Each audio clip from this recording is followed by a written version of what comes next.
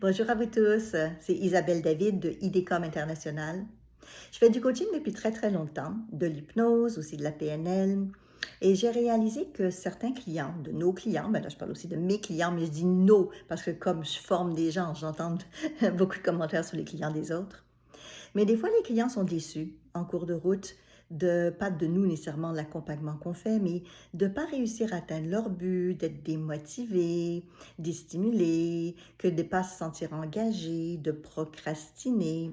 Et des fois, on est démunis avec nos outils de coaching traditionnels parce qu'on sait comment poser des questions, on sait comment faire en sorte qu'ils aient la désir, la volonté, on sait mettre en place des plans d'action, mais pour ce qui est de la motivation, de la mise en action, de couper des liens avec la procrastination, par exemple, c'est très difficile de faire ça avec une méthodologie coaching traditionnelle ou habituelle parce qu'on travaille plus au niveau du mental.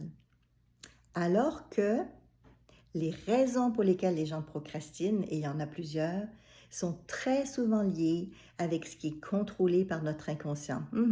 Ouais, comme par exemple la gestion des émotions, la conscience de soi-même, la connaissance de soi, la confiance en soi, les peurs, les inquiétudes, peur de ne pas réussir, peur de faire donc l'échec, toutes sortes de choses qui font que même si votre client vient et veut atteindre son but, en cours de route, dans les sessions de coaching, ça tourne en rond.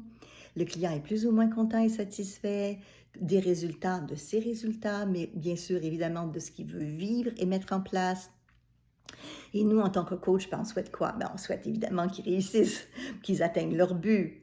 Donc, développer ses capacités, ses connaissances d'utilisation du coaching et de l'hypnose ensemble pour stimuler, motiver, comprendre les mécanismes en arrière de la procrastination, pour aider les gens autour de vous qui viennent vous voir, donc vos clients, à atteindre plus aisément, plus facilement, plus rapidement, à réaliser leur but et leur objectif pour éviter encore une fois les déceptions, les frustrations, les culpabilités que les gens peuvent avoir et ils décrochent à un moment donné quand ils n'arrivent plus à faire arriver les choses ou à mettre les choses en place. Donc, en tant que coach, soyez encore plus outillés. Allez chercher des choses additionnelles. Mettez en place le mental conscient et inconscient. Donc, ce mélange des deux pour que votre client, votre coaché, ait cette capacité d'aller chercher des ressources en lui et de les faire arriver dans le conscient, ce qui est le lien entre les deux, et générer ce passage à l'action. Donc, je vous explique tout ça.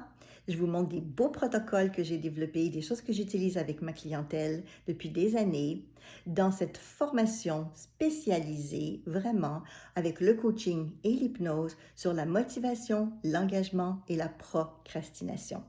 Venez apprendre, développer des compétences, des connaissances pour vous-même, parce que ça peut vous aider aussi, mais surtout et avant tout pour le coaching, pour l'utiliser avec votre clientèle. À bientôt!